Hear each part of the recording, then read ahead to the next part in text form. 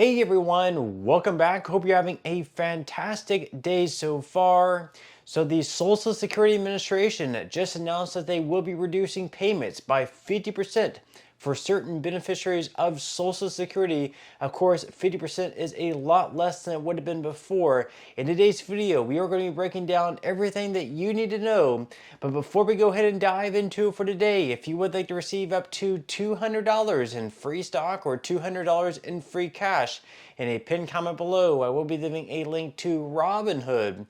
All you have to do is once you click on that link is just sign up for a free account and then simply link your bank account. You do not even have to make an opening deposit. At that point in time, Robinhood will be sending you one free stock worth all the way up to $200.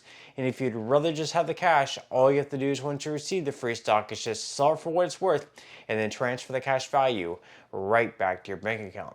Okay, so diving right into for today. So last year under the Biden administration, we saw all over the news, there were people reportedly receiving letters in the mail saying that they owed the Social Security Administration hundreds and in some cases thousands of dollars.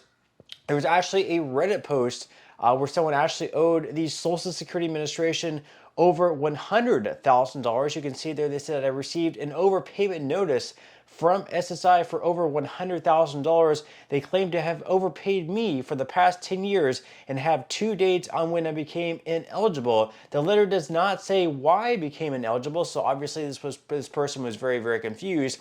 Also, receiving a letter in the mail from the SSA or the federal government saying that you owe them thousands of dollars. And of course, in this one, $100,000. That's very scary because, of course, they can pretty much do anything in their power, which is pretty much anything possible to get that money back, whether it's freezing your bank accounts or if you're working, taking pretty much everything that you're earning, taking back your house or really anything. They're going to do anything under their will, which is anything possible to get that money back. So receiving a letter like this is very frightening.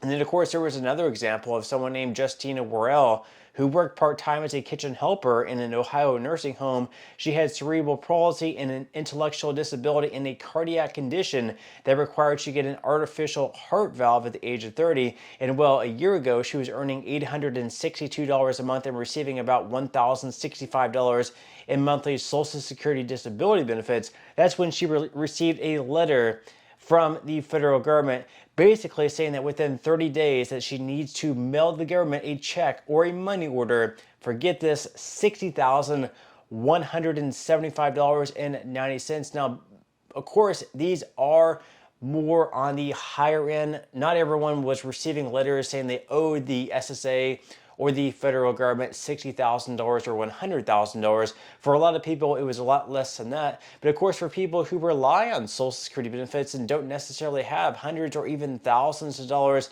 sitting in their bank account right now, repaying that amount is going to be something very, very difficult. So of course, under the Biden administration, the commissioner at the time, and Martin O'Malley, decided to reduce the overpayment rate, what you'd have to owe back to the SSA, to just 10%. So they would just start withholding 10% of your future checks instead of 100%. Now, 10% being withheld still was a good amount. Still, you might have $100 or $200 taken out of each check. But of course, that's certainly better than having the full amount, the full 100%, or like the $1,900, or what it would have ended up being in your case. So as you can see up there, they ended up reducing that down to 10%. That was a decision made by Martin O'Malley, the former commissioner under the Biden administration.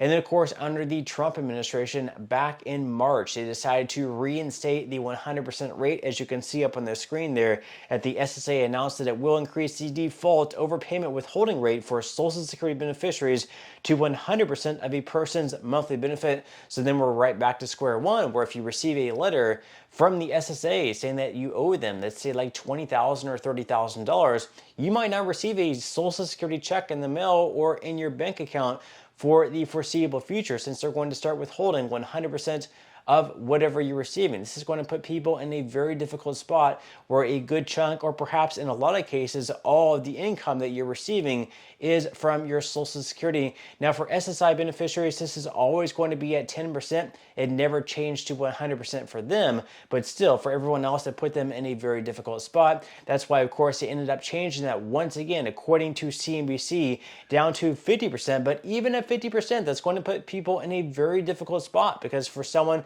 for example, like the average benefit is close to $2,000 for a retiree this year in 2025. So even having 50% of your check of $2,000 clawed back, that means you're only going to be receiving $1,000 per month.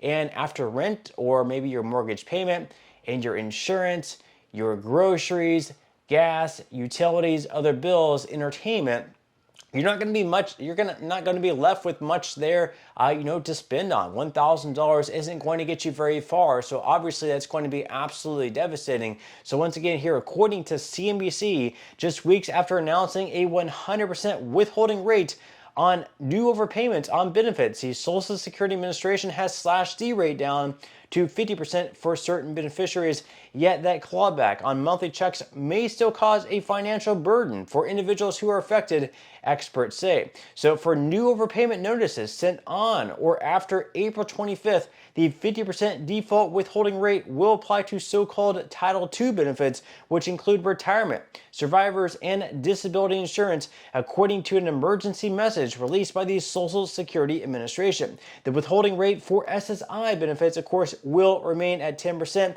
And of course, we had Kate Lang, who is the Director of Federal Income Security at Justice and Aging, which is a national organization focused on fighting senior poverty. She said in a quote that obviously it's better not to lose all of your income. So obviously 50% is better than 100%.